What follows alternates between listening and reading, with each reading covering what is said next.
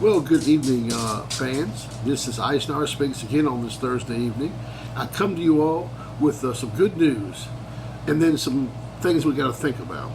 The good news is the folks down in Pittsburgh, North Carolina, they are standing up against the crowd that wants to take their monument down, and I salute them totally for that. I think they are doing a great thing. The citizens are involved and they are pushing back, which all of us should do. I'm wearing the t-shirt that they had for the event. This is one of the t-shirts that they had. I don't know whether y'all can see it very well, but I'm proud of it. I think they're doing a fantastic job down in Pittsburgh, and I support them 100%. Anything I can do to help them, I will do. Now, on to our subject tonight.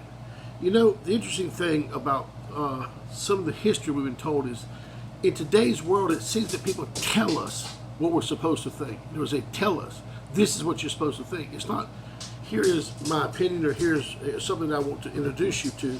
Rather, it's just, you've got to agree with me or else. It's no kind of learning curve, if you will. It's, I'm right, you're wrong, and if you disagree with me, you're a bad person. We've got to get over this. We've got to get past this. And one of the things that this causes is the disagreement about true history. I mean, we have such a thing as real written history. It's not an interpretation. It is written down by people throughout the centuries, and it does have some imperfections in amongst it. However, as a whole, history is history. Many of you have said that to yourselves, people who argue with you about history. You say, well, history is history, can't change it. I agree. With that in mind, I'm going to put some thoughts in your mind. The African slave trade would never, let me repeat that, the African slave trade would never have been possible without the Africans selling slaves. Let that sink in. Think about that for a second. The slave trade would never have been possible if the Africans weren't selling slaves. It's just that simple. That kind of should end the discussion about who's to blame, but let's continue.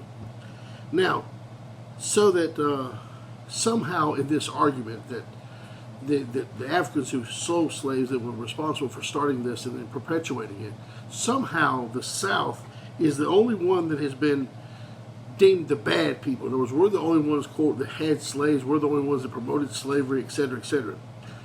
Well, now, here's the funny thing. When no southern state launched a ship to bring Africans to the New World or to the South, how can they be at fault? Let that sink in for a second. Let's think about that for a second. How can the South, which never owned a ship that transported slaves to this country, how can they be at fault? I'm just asking. It's history. Now, here's the other question. Why are the northern states, under the protection of the United States Navy, actually the ones that brought slaves to this country? So why are we not looking at the northern cities that imported slaves, like New York City, Boston, just among two, Providence, Rhode Island is another one? So why somehow are they not held responsible and blamed for this? How is it somehow that a southern problem when it was actually the northerns that brought the slavery to this country? And I say that with the northerns working with the British, who actually allowed it to be brought in this country in the 1660s. Just another thought for you to think about. You know, that's history. So why are we discussing how bad the southern people are, but then we never had slave ships? We never had anything like that. On the other hand, the northern people who actually brought slaves here, they actually had slave ships, and they made billions of dollars doing it, I might add. How are they not to blame? How is it somehow a southern problem? Just thoughts.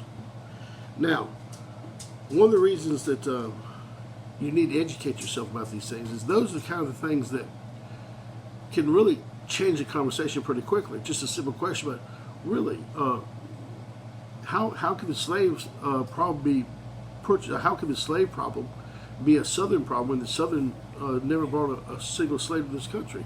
Questions like that. Just common sense things where history tells us who the perpetrators were and who were not. So in order to educate yourself, and again, I emphasize greatly that y'all need to continue to educate yourself, I recommend that you get this book and start reading it. The Great Yankee Cover-Up. This will start your mind thinking about questions like this and take it further and expand yourself so that you understand what actually took place during this war, and not theories and not things that people are trying to project on us and say, well, you're bad people, because we have history to back us up. The South did nothing wrong. Slavery was a world institution. And the South did not start it. They didn't end it. They didn't do anything to it. They were just participants in it. So like every other country in the world. So why is it that we're the only ones singled out for this? Just questions like that start to push back to the people who claim that somehow we're the ones responsible for this. So that's all I want to talk about tonight. So y'all stay safe. We'll talk to you later. Bye-bye.